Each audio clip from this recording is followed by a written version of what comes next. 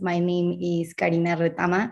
I'm here with Dirk Hoffman and Ayabulela Dlakabu, and we're going to be talking a little bit about this very interesting research that we have been doing. And well, yes, so this is the agenda for today.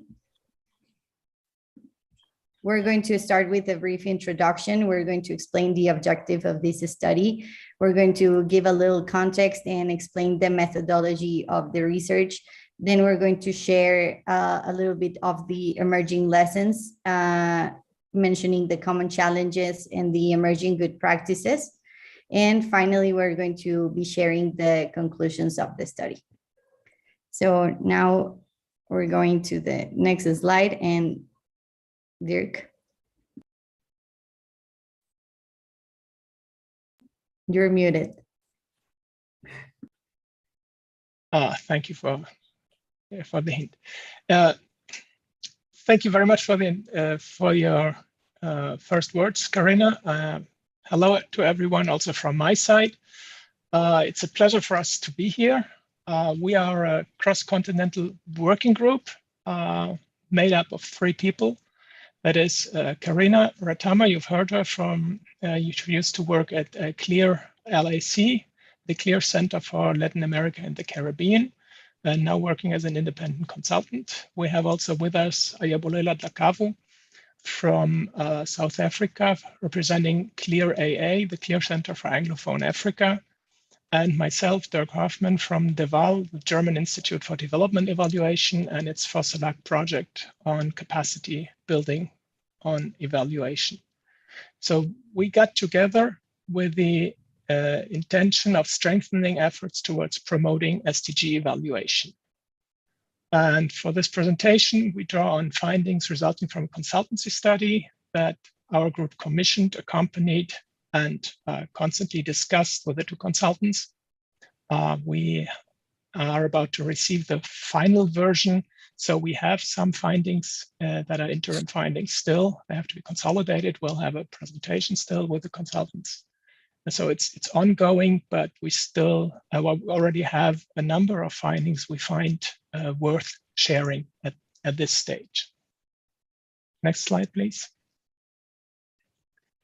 The objective of the study we commissioned was to assess the use of SDG evaluation evidence when measuring progress made by African and Latin American countries vis-a-vis achieving the 17 SDGs.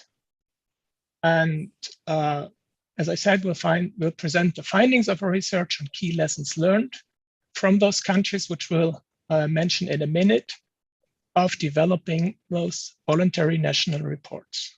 And for those of you who don't know what those famous VNRs are, we'll be explaining this in just a minute.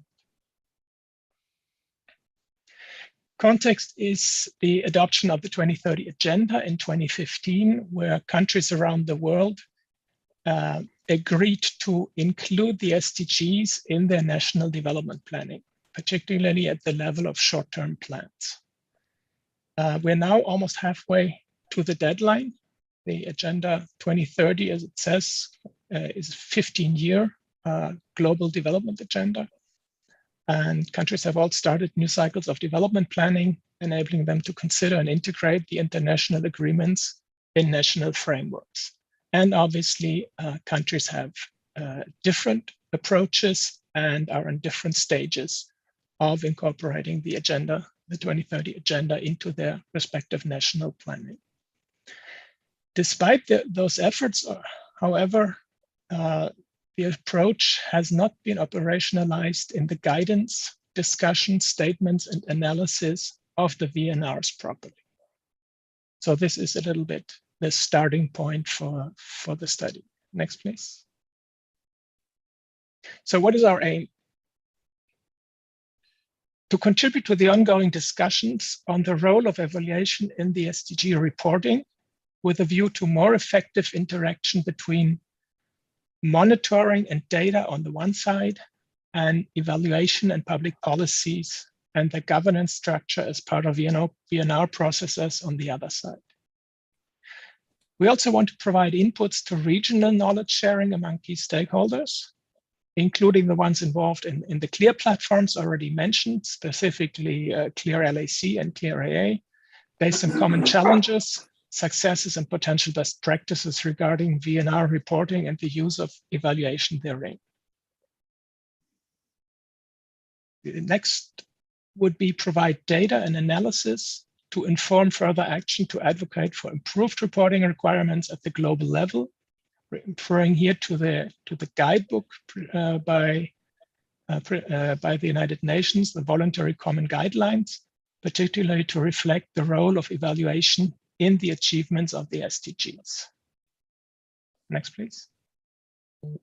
And here I pass over to my colleague, Ayabulela Dlakau. Thank you very much, Mr. Hoffman, and a very good evening and a very good day to everyone joining us from different continents. So I'll basically be looking at the methodology that informed our interim research study report on SDG evaluation and the interface with voluntary national reviews.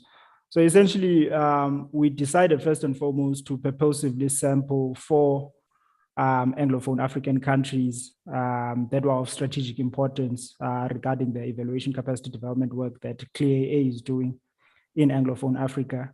And likewise, we sampled 4 Latin American countries that are of strategic importance to the evaluation capacity development work that CLEAR Latin America and the Caribbean was doing, as well as DVAL's South American arm of for Select Plus.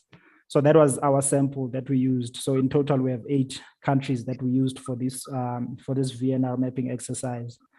And essentially, how we sought to sort of answer our objectives that Dirk has so eloquently expressed in the previous slides is that we decided to first and foremost do a desktop review of voluntary national reviews just to get the gist of the contents of some of the VNRs or voluntary national review reports that have been compiled by these 8 countries. And thereafter, we did desktop review as well. Desktop review, not just of the VNR process, but also national evaluation systems and how SDGs fit into those particular national evaluation systems, platforms, as well as a mapping of players that are involved in the VNR development process. And lastly, we did interviews, key informant interviews with relevant stakeholders to sort of try and triangulate the findings that came from the desktop review. Madam Chair, I think we can move to the next slide.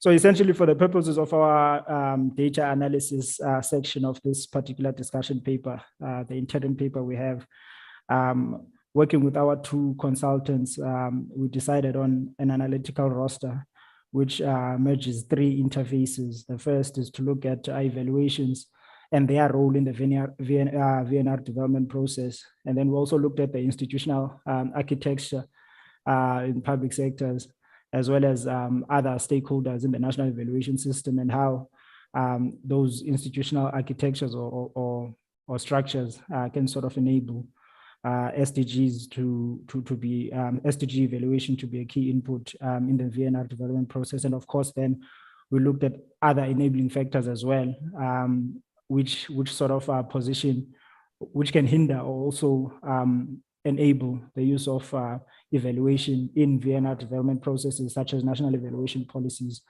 and other like-minded M&E frameworks that also help to build evaluative culture, which would then help position evaluation as a key input to VNR development processes. Next slide, Madam Chair. Thank you very much. So for Anglophone Africa, essentially, we looked at 4 countries in this VNR mapping exercise. We looked at the Republic of Uganda, Republic of Malawi, the Republic of Botswana, as well as the Kingdom of Lesotho. So those were the 4 Anglophone Africa countries that were part of the study. Next slide, Madam Chair, please. And then for Latin America, we essentially looked at Mexico, Costa Rica, Colombia, as well as Ecuador. So those were the other 4 countries that combined to sort of complement the 8 that form the basis of our study. So looking at Anglophone Africa, these were the emerging lessons, interim emerging lessons that we've picked up so far with regards to this interface between SDG evaluation and VNR development processes, as well as other forms of evidence. And the first really is that we all have a role to play in terms of creating an enabling environment for the institutionalization of evaluation, particularly looking at governments as well as development partners, as well as the evaluation capacity development community. And we believe that this is primarily based on the fact that if you look at both continents, we find that evaluation systems as composed by policies, evaluation standards, and other like-minded evaluation frameworks are still emerging, which then leads us to this conclusion that there is indeed quite a bit of work we need to do in terms of creating an enabling environment that leads to the building of an evaluative culture. And that evaluative culture will then translate into VNR development processes that value evaluative evidence in terms of producing those reports. What we also found is that the VNR development process as it is currently is somewhat heavily dependent on statistics and monitoring.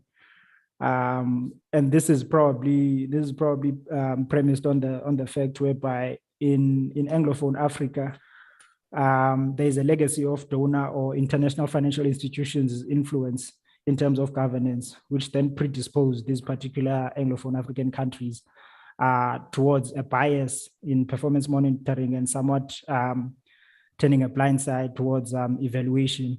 And we also see that the UN SDG indicator framework itself, how it is structured, somewhat predisposes those countries, of course, to sort of prioritize statistics and monitoring and neglecting the qualitative part of analysis when it comes to the formulation of voluntary national reviews.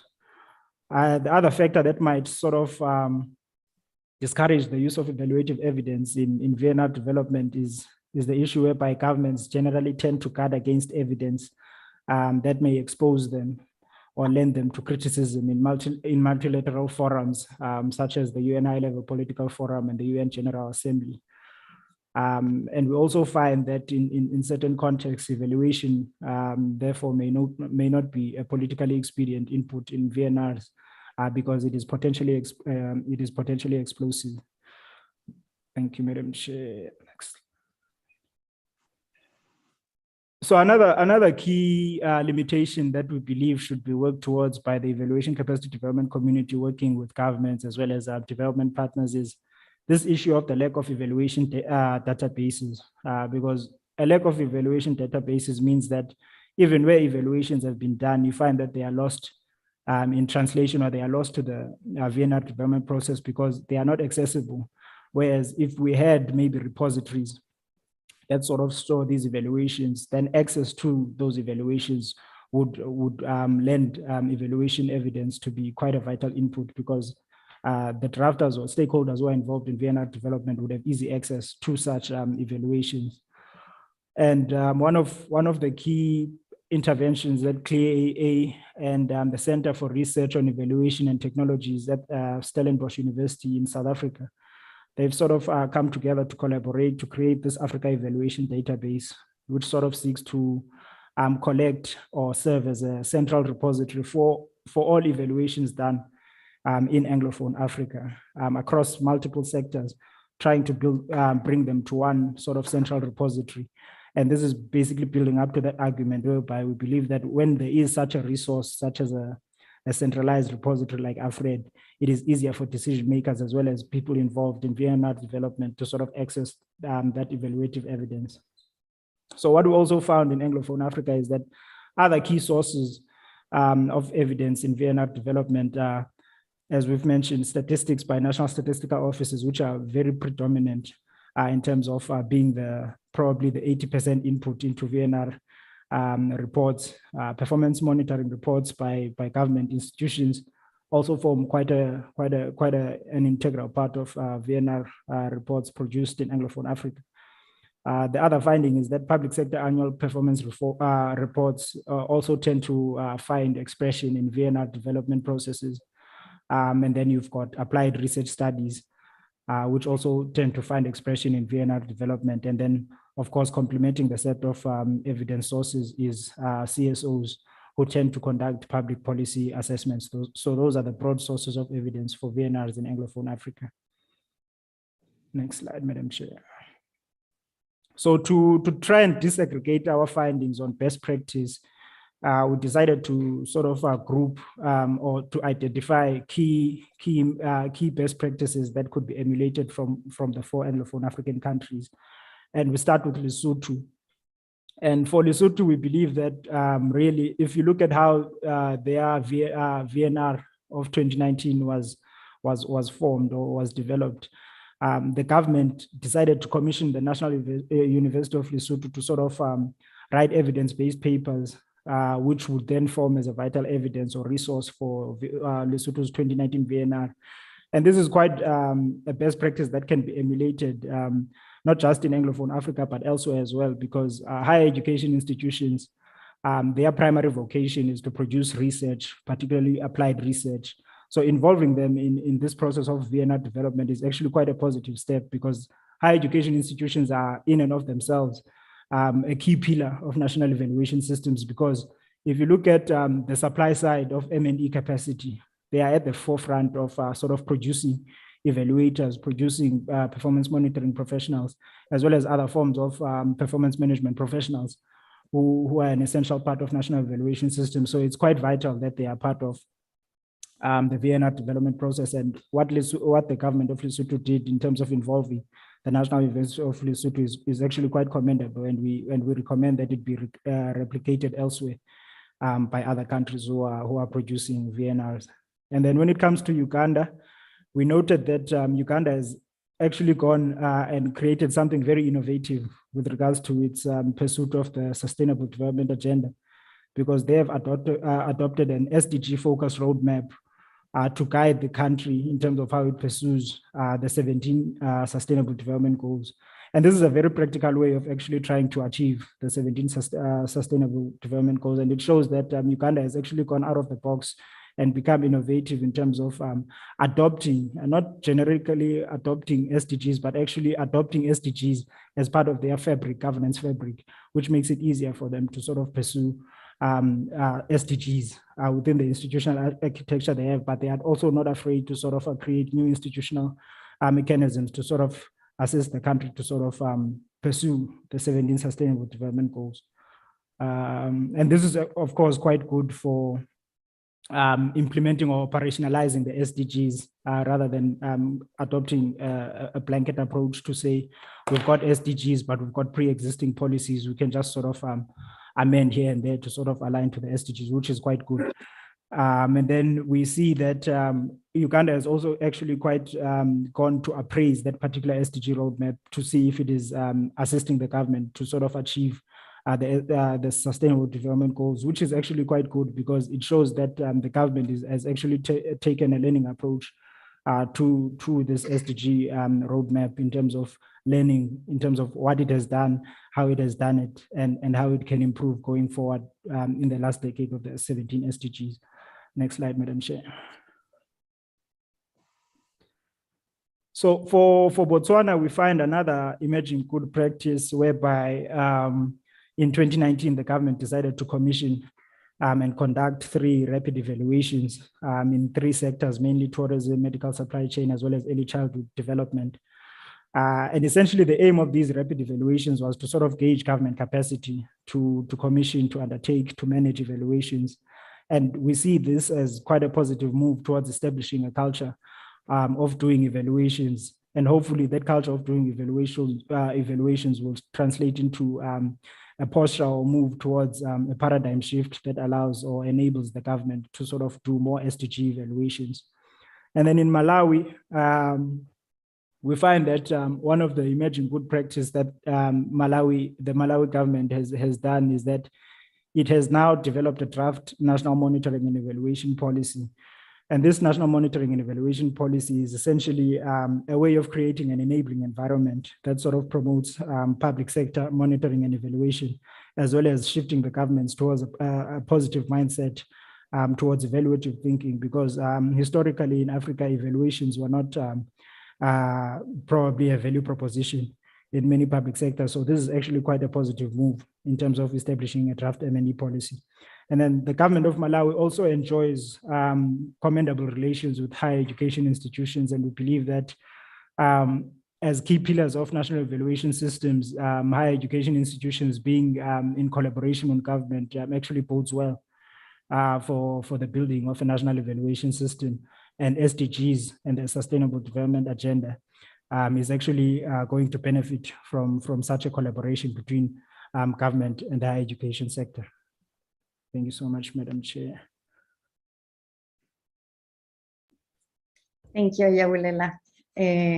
Well, okay, so I'm going to be presenting the emerging lessons from Latin America. So for the first part, I'm going to present the overall conclusions that have been, well, overall findings, I mean. So first of all, in general, it has been found that the evaluation systems in Latin America are quite advanced. They are consolidated towards an improved management of the public policy cycle. However, they are not yet directly addressing the 2030 agenda in most of the cases. And also there is ample potential for these adjustments and adapting these, well, the 2030 agenda into these systems. This adaptation has been challenging, to say the least. Also, although the 2030 agenda has become a key element for planning, it is much less contemplated in evaluation in particular. So overall, public policies in social sectors have integrated these operational elements for implementation of the global commitments. However, these in practice, the policies and programs have appeared to be very slow in integrating this specific orientation towards the SDGs and their targets.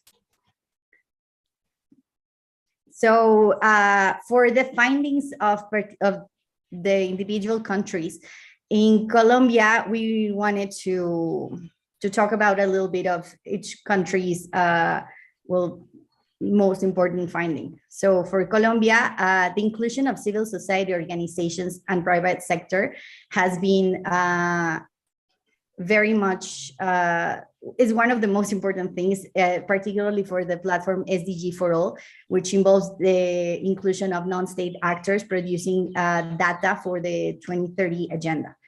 Currently, Colombia is engaging in a process of evaluating its SDG coordination framework in preparation of the country's 2021 VNR, which is going to be a very innovative process. And Colombia is going to become the first country in doing this inclusion of the SDG coordination framework. For Costa Rica, the integration of the SDGs has not been limited to policy design. Costa Rica has been piloting the full inclusion of the SDGs in the whole public policy cycle, which is the design, the planning, and the budgeting. This two-step approach, first ensuring an SDG-aligned policy cycle and then incorporating the SDGs in the evaluation policy, has provided this unique reference for deep transformations needed, particular for sector policies. For Ecuador, in both its VNRs, the government of Ecuador has included public policy evaluations as evidence for each of the section of the SDG progress chapters, complementing the set of quantitative data. This is very important because for SDG reporting, there is main focus on quantitative data, and Ecuador is one of the only countries among those mapped, but in general, to exercise this inclusion of qualitative information and integrating evaluations and qualitative data in the SDG reporting. For Mexico, Mexico has reformed its planning law in 2018 with the purpose of including and incorporating principles of the 2030 agenda. This new law mandates the Ministry of Finance to link budget programs to the SDGs and targets. So it has been found that this alignment of public finances, including budgetary system, to the SDGs and their targets has become a key element of an effective orientation of public sector action towards the 2030 agenda.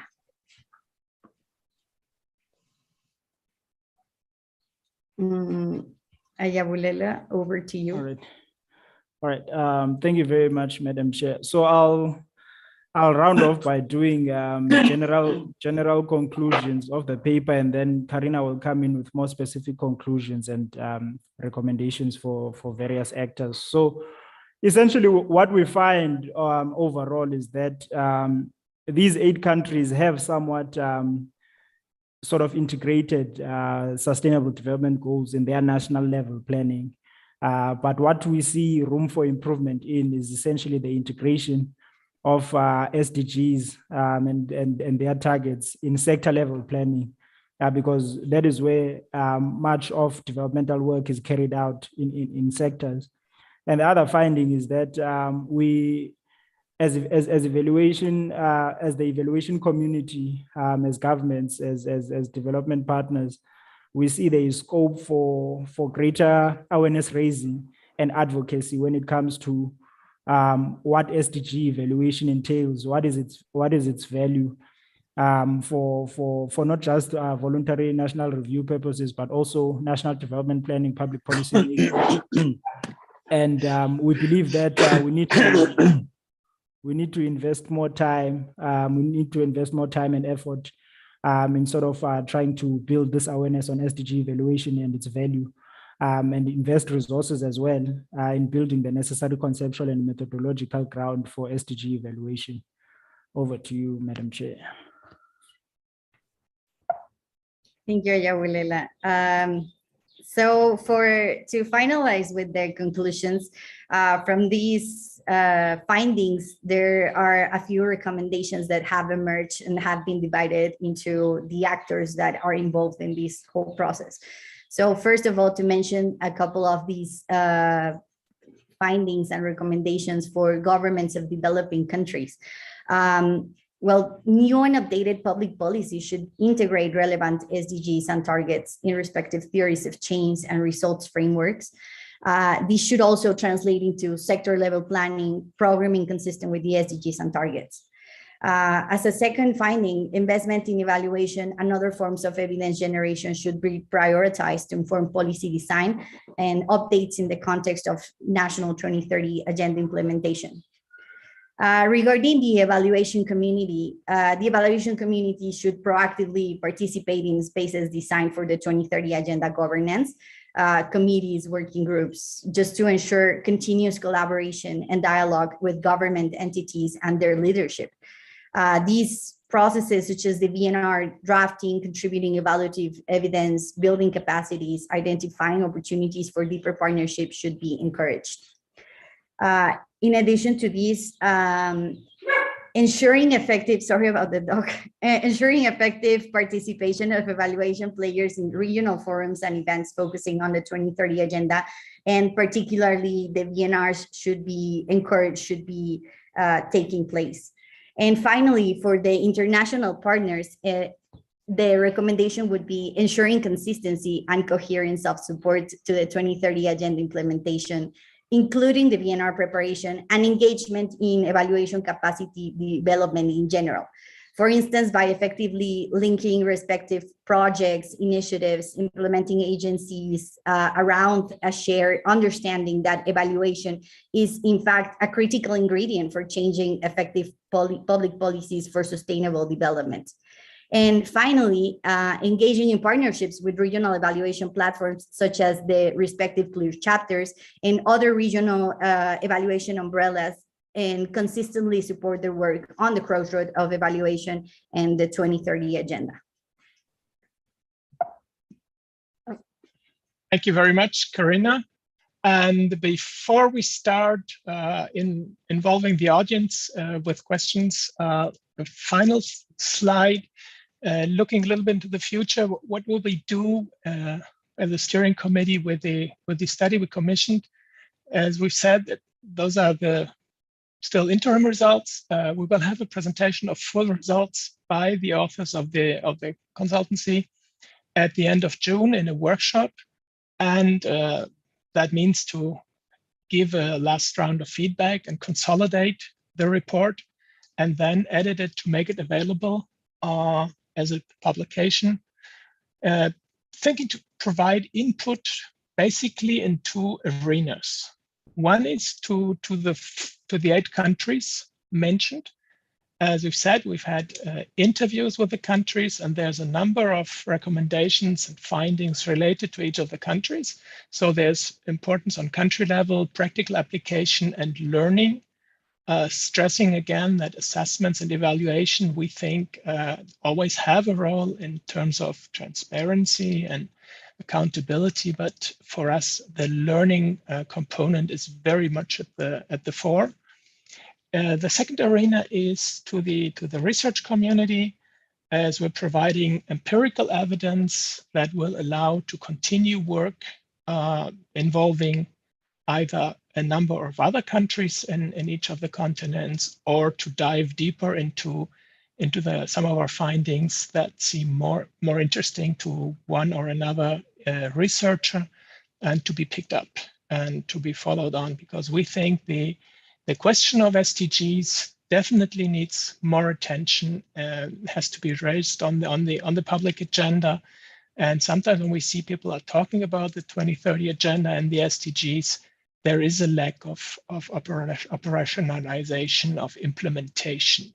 You know, people say, yes, Agenda 2030 is important, but how is it done, and how do we go about it? And the link with the VNRs seems to us one of the key areas that we've been looking at. So not trying to extend the presentation from our side. Again, thanking you all for being here, for listening in. And we're opening up the floor for questions and answers. You can raise your hand, turn on the camera and show a sign, or write your question or comment in the chat, whichever way you feel more comfortable with. So now over to the audience, the floor is yours. And thank you again for being here.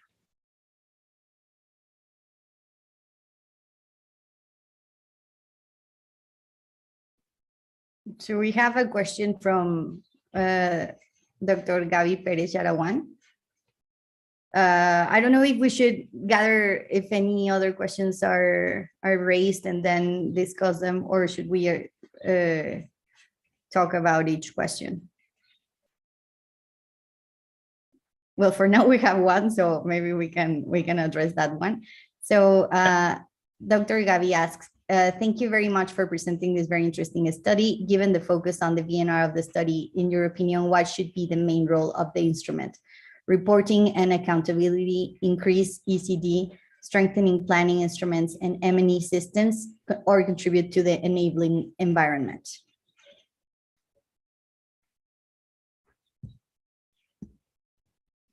Want to start, Jaya Budala? Thank you, Madam Chair and Chancellor Hoffman. Dr. Gabriela, I think, oh, sorry about that. I think essentially, since we are focusing on VNR, as you rightfully say, I think this issue of introducing evaluative evidence, or actually positioning evaluative evidence as a central input to voluntary national reviews, actually requires a joint effort on the side of evaluation capacity development. Evaluation capacity development institutions like the CLEAR centers, DIVAL, in Anglophone Africa, even Twendembele, is to sort of do more work in this sphere of trying to position SDG evaluation as a central cog in VNR development, because so often, for instance, we've seen many VNR guidelines on how to prepare VNRs. But what this study has actually found, and which I've also observed over the years, is that the role of evaluation is quite moot. Maybe it's even at best mentioned in passing.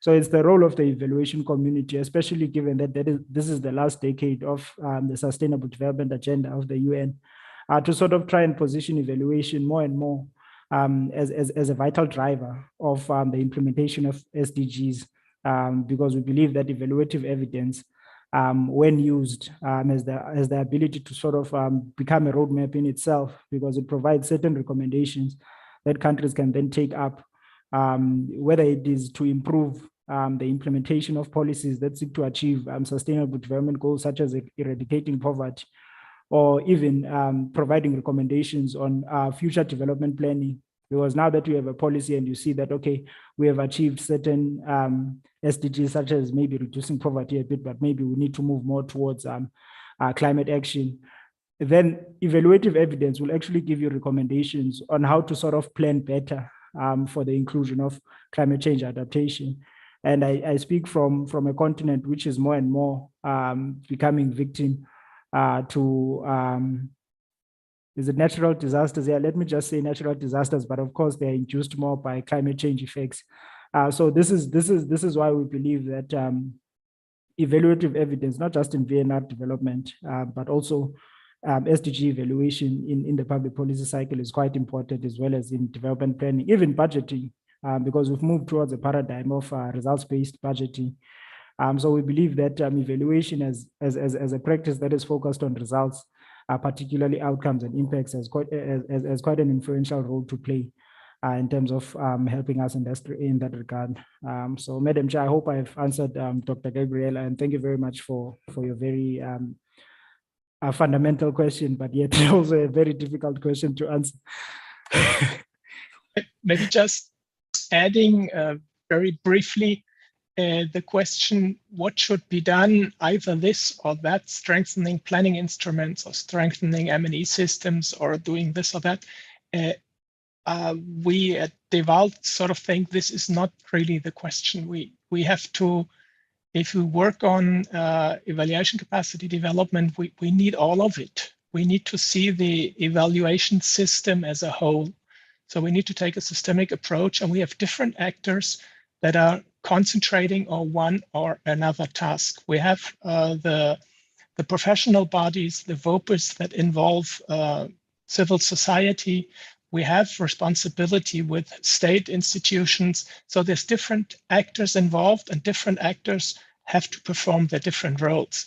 And they each have a role. And it's very difficult to say civil society is more important than private sector, or private sector is less important. And obviously the government has to have the leading role, but the other elements of the system have to be in there. Planning has to be in there. Planning needs to incorporate SDGs, etc. So the whole has to be looked at. And the question either or, I don't think is really a good way of starting. Maybe some places are more urgent to attack this yes, but yeah.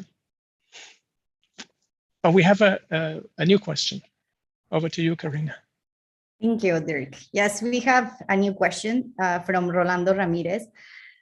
Given that the SDGs are focused on all countries rather than less developed countries as the MDGs, has the global community been able to draw lessons learned, particularly from developed nations, in the policy evaluation process?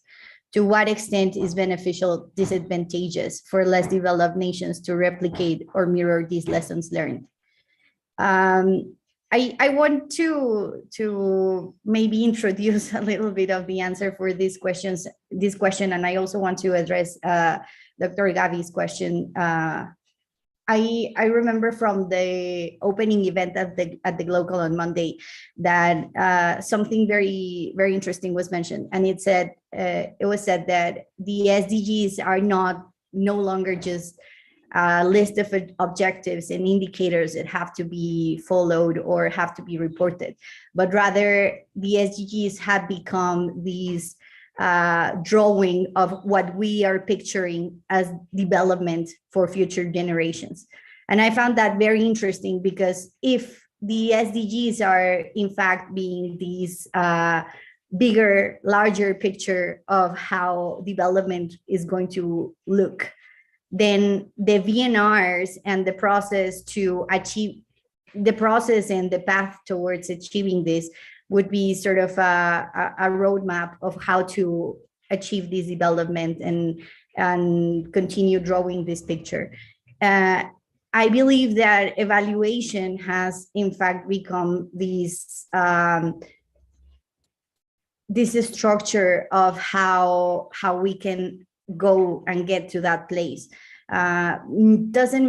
What we have been mentioning throughout the presentation are these findings from different countries that are located across an ocean, and these countries have still found the many many ways to advance towards these SDG reporting, toward strengthening evaluation and creating VNRs that are based on evidence and are including qualitative and quantitative data, and are not just limiting the findings to reporting indicators. So I think that many lessons can in fact be learned from both developed countries and developing countries to include these practices into different systems and different contexts. But I'm sure Yabuel and Lander want to elaborate on this question.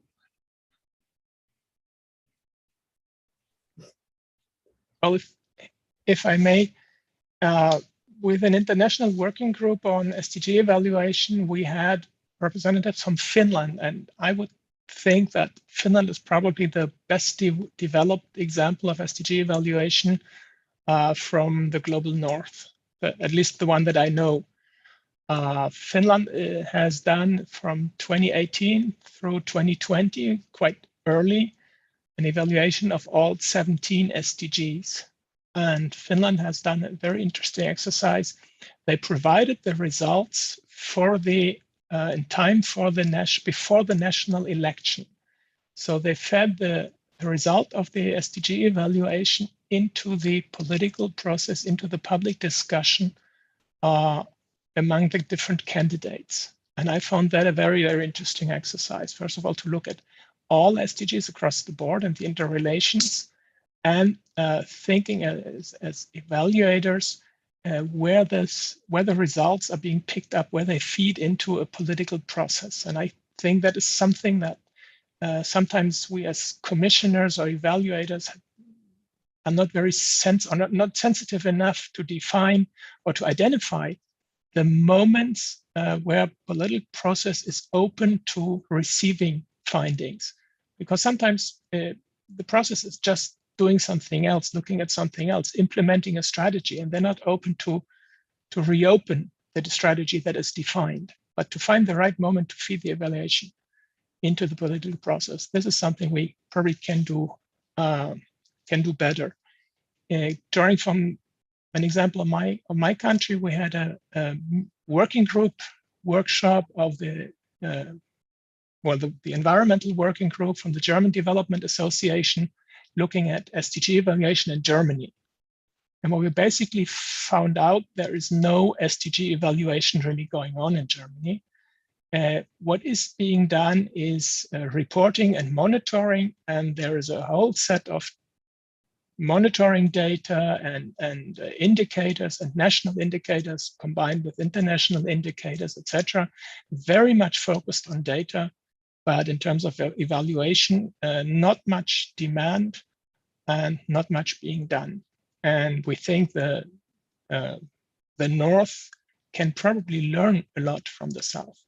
The North, I think, has still a lot of difficulties to recognize that the SDGs are also for them, and not only for those countries in the South, as used to be the case with the Millennium Development Goals. I think there is a learning from South to North that has to take place still in many of the countries.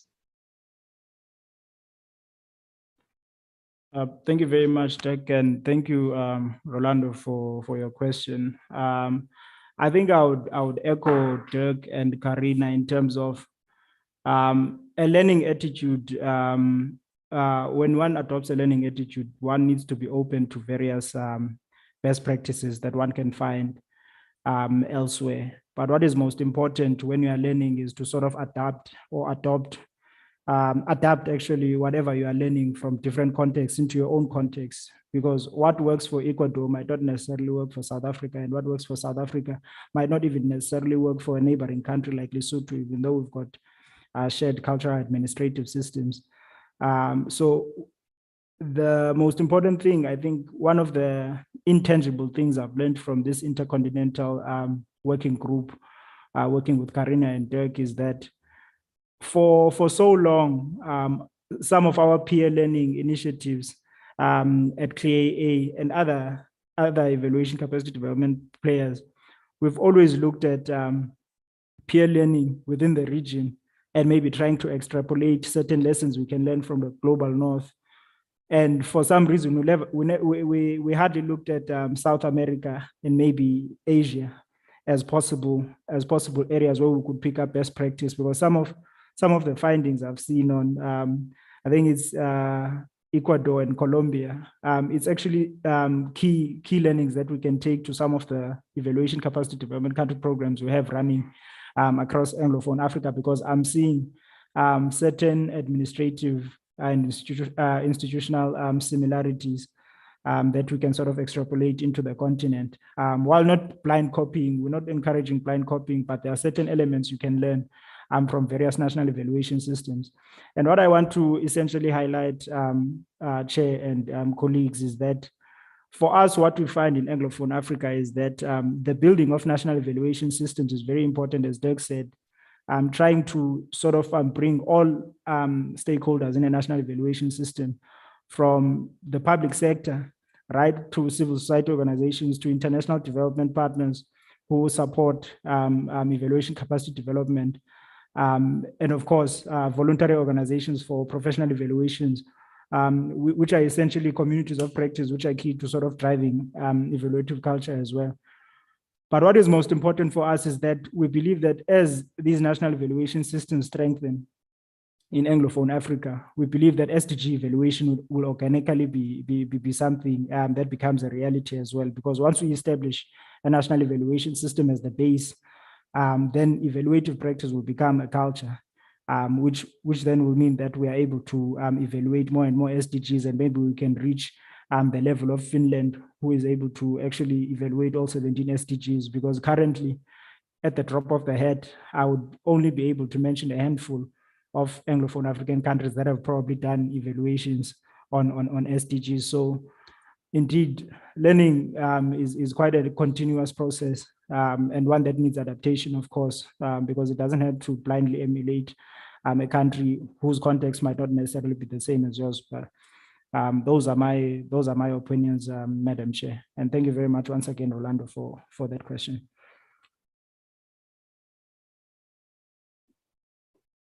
Thank you, Dirk and Ayabulela. Thank you, Rolando, for the question. Are there any other questions? Maybe someone wants to open their mic.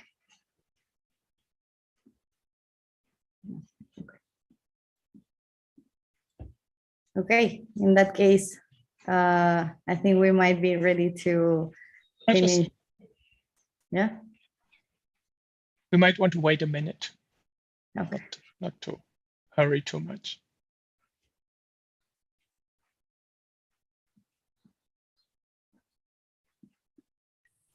Okay. Can I ask a question? Another one? Sure. Besides Finland, do you have any other example of good practices on SDG evaluation that we can perhaps serve as a comparison on good practice this and their construction of their VNRs? We do have an example of Nigeria, which for different reasons was not part of our study, but within the work that I'm involved in with an international working group in SDG evaluation, where I mentioned the case of Finland. The other striking example was Nigeria. And Nigeria had gone a different way than Finland, and that made it very interesting to compare the two cases. And Nigeria had opted to look at two SDGs, SDG 3 and 4, health and education, in depth and with a view on the SDGs as such. Well, a couple of things are interesting in the process, but maybe not going into too much detail. The documentation is available on Finland. If you drop me a line, I could send the link. Or maybe I can find it easily and then post it in a minute. The one thing was very important. They had the SDG evaluation put up at a very high political level with directly at the president's office. So there was a lot of political support, and that was essential. And that told line ministries and public people working in the public administration that this is important and that they have to go along and that they have to play the game. They couldn't opt out and say, well, we're not involved, we're not interested, etc. So that was very important. And what they did, use the OECD criteria for evaluation, but they added 3 or 4, I think 4 additional criteria, let's say, drawn from the principles of the 2030 agenda. Leave no one behind, equity, etc. And they treated those principles underlying the 2030 agenda as if they were criteria and derived questions from those principles of the 2030 agenda. And that was a very interesting exercise. And I think EVAL SDGs was preparing, or maybe has put out a learning sheet already. If you look on the website of EVAL SDGs, you might find it, or it will come up in a short moment. I've seen a draft of it circulating. So that would be the other full evaluation that has already been completed, country-led and SDG oriented. I don't know if there aren't that many examples around. That's why we commissioned the study, to see what is going on, what is being done. And this is really in a way, a bit frustrating after 7 years of having the SDGs around. But then again, you see people are interested, and we still have 7 years or 7, 8 years to go around evaluating and seeing that the SDGs get done. So there's still hope, and we still think it's worthwhile to motivate countries. And from the EVAL, we're working with Costa Rica and with Ecuador, that are 2 countries interested in doing SDG evaluations. And also thinking about it, Colombia is presently engaged in SDG evaluation. So there are things going on, but it's very difficult to keep track. Regarding things going on, I wanted to mention that Costa Rica, in fact, during their 2020 VNR, dedicated a full chapter to evaluation of SDGs, and they included these initiatives that they have carried out to evaluate the 2030 agenda through different public policy processes. So I would emphasize what Costa Rica has been doing, and in addition to that, I think that what Colombia is doing is going to be very interesting, because they're conducting these rapid evaluation, particularly for environmental SDGs. This would be sort of the first evaluation of this kind in Latin America. So this might become this very interesting reference in the future. So we would just have to wait and see. But like Dirk mentioned, it's very hard to keep track, and there's a lot of work that is taking place, but also it's a long way to go, I would say.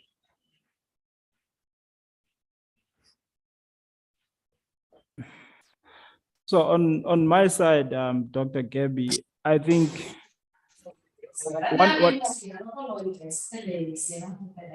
one of the emerging practices on the continent, especially with regards to evaluation capacity development stakeholders, is that we are trying to sort of blood countries into this culture of establishing national evaluation plans, which are basically rolling national evaluation plans. So, for instance, South Africa has adopted it probably better. It's one of the better case studies, because South Africa has national evaluation plans, and its current national evaluation plan runs from 2020 to 2025, where it lists a couple of priority development programs that will be evaluated. And some of those programs to be evaluated are actually linked to sustainable development goals. And then Uganda, institutionally, in terms of institutionalizing evaluation, Uganda is another very credible example, because what it has done with that SDG roadmap, even going to the extent of evaluating that SDG roadmap, is certainly one of the shining lights in terms of SDG evaluation. And hopefully they use that SDG roadmap, because I know they developed a new one, but it's not up for public consumption as yet. Hopefully one of the recommendations of that SDG roadmap is to actually do more evaluations with regards to the SDGs, maybe even prioritize one or two and then conduct evaluations. So indeed, as colleagues have said, there are pockets of excellence that are emerging. I guess then it's just an onus on us as the evaluation community as well as researchers to actually go out and do research to actually try and pick up those case studies which are shining lights in terms of evaluation.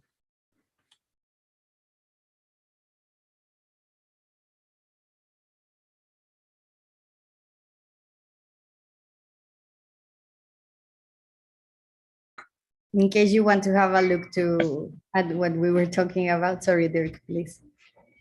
And I was just saying, I put the link in the chat that takes you to the workshop materials of the International Workshop on SDG Evaluation, where you can find the link to the guidebook that this international group developed and the country examples of Nigeria, Finland, and Costa Rica.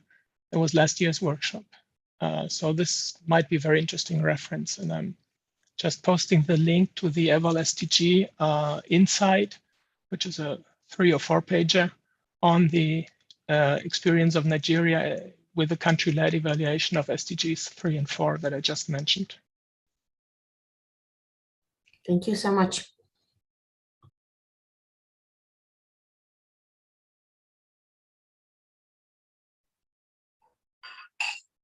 Thanks, everyone. Are there any other questions? We still have a little bit of time.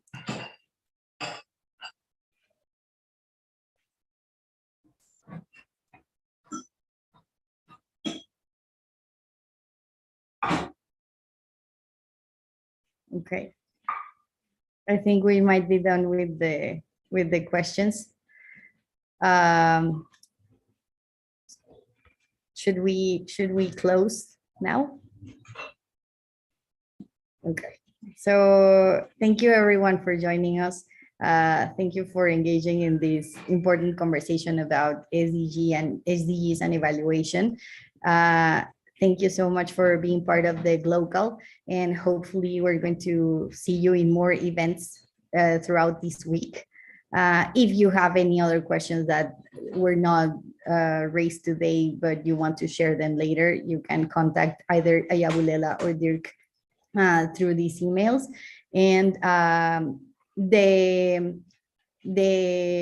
presentation and some more information is going to be shared on the memorias of the Glocal, in case you want to take a look at the document when it's finalized in a few weeks. And thank you very much for joining us.